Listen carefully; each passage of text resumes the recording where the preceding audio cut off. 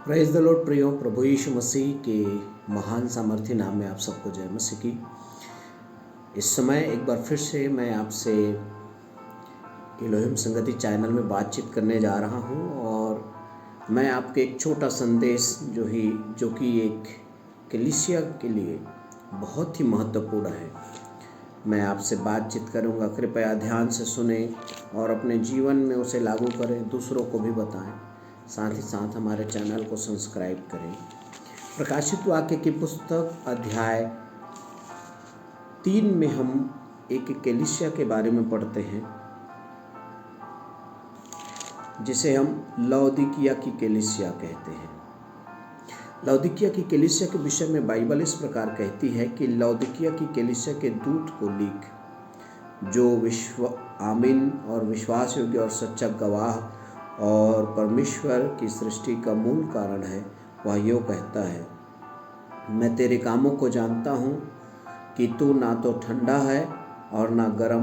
भला होता कि तू ठंडा होता या गर्म होता, इसलिए कि तू गुनगुना है और ना ठंडा है और ना गर्म है, मैं तुझे अपने मुंह पर से उगलने पर हूँ। प्रियो, आज की कलीसिया और उस कलीसिया में पाए जाने वाले विश्वासियों में हम इस चीज को देखने पा रहे हैं कि लोग जो है आज ठंडेपन में आ गए हैं, और ऐसे ठंडेपन जो उनके प्रार्थना में दिखाई देता है, उनकी भक्ति में दिखाई देता है, उनके विश्वास में दिखाई देता है।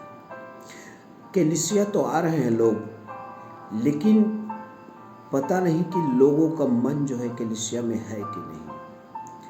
वे आराधना करने की इच्छा से तो निकलते हैं, लेकिन आराधना उनके जीवन से कलीसिया में दिखाई नहीं देती। जबकि दाऊद कहता है, जब किसी ने मुझसे परमेश्वर के भवन को जाने को कहा तो मेरा मन आनंदित हो उठा, और वो दौड़ते कूदते उछलते परमेश्वर के भवन की ओर जाता है। प्रिय प्रभु के लोगों, मत्ती 24:12 में लिखा है कि अंत के दिनों में बहुत सारे लोगों का प्रेम ठंडा होगा। सचमुच आज बहुत सारे लोग जो परमेश्वर के प्रेम, उसकी भक्ति, उसकी आराधना, उसकी प्रार्थना में ठंडे हो रहे हैं। गुनगुनापन क्या है?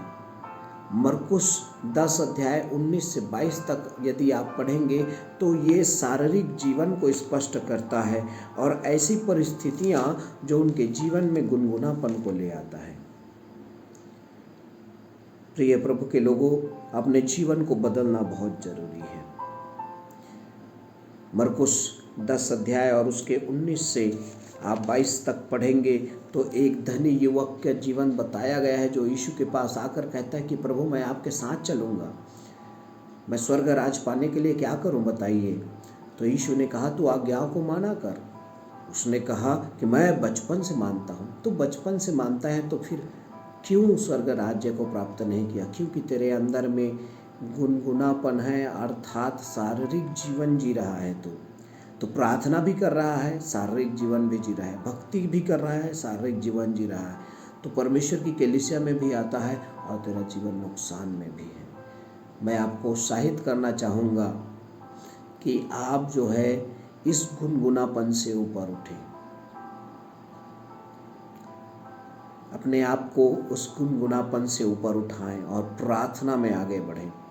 इस कलीसिया के विषय में लिखा है कि ये कलीसिया अपने आप को धनी समझती है अपनी नज़रों में, और वो अपने आप को जो है, बाइबल कहती है ये अभागी कलीसिया है, अभागे विश्वासी हैं, तुच्छ है। क्योंकि बाइबल कहती है बिना उद्धार, बिना सच्ची भक्ति के जो है आप और मैं कंगाल हैं। नीति वचन 21 अध्याय 17 वचन के अनुसार हम आत्मिक अंधापन में हैं। हमें वचन का सुरमा लेना बहुत जरूरी है। यिर्मयाह 6:10, 2 कुरिन्थी 4 अध्याय 4 के अनुसार शैतान ने हमारे आंखों को अंधा किया है। हमारे आंखों से पर्दा हटना है और परमेश्वर के वचन का सुरमा लेना बहुत जरूरी है। परमेश्वर का सलाह हमें मानना है, नहीं तो हम उस आत्मिक नंगापन से बच नहीं सकते।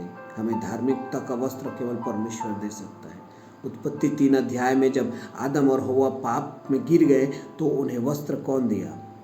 परमेश्वर। इफिसियों 4 अध्याय 24 पद में आप देखिए, वहाँ पे एक अद्भुत वस्त्र परमेश्वर हमारे लिए तैयार किया है।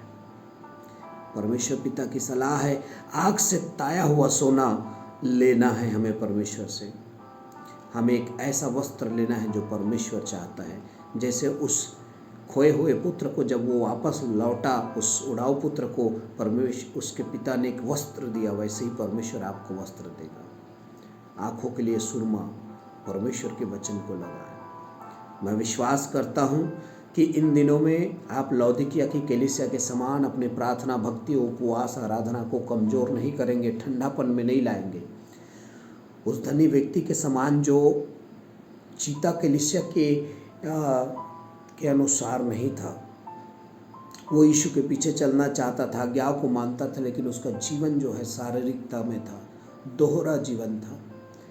मैं आपको उत्साहित करूँगा कि आप जो है प्रभु यीशु मसीह में आगे बढ़ें, प्रार्थना में आगे बढ़ें, शक्ति में आगे बढ़ें, प्रभु के जीवन में आगे बढ़ें और लगातार अपने गहराई से परमेश्वर के मार्ग में बढ़ते जाएं।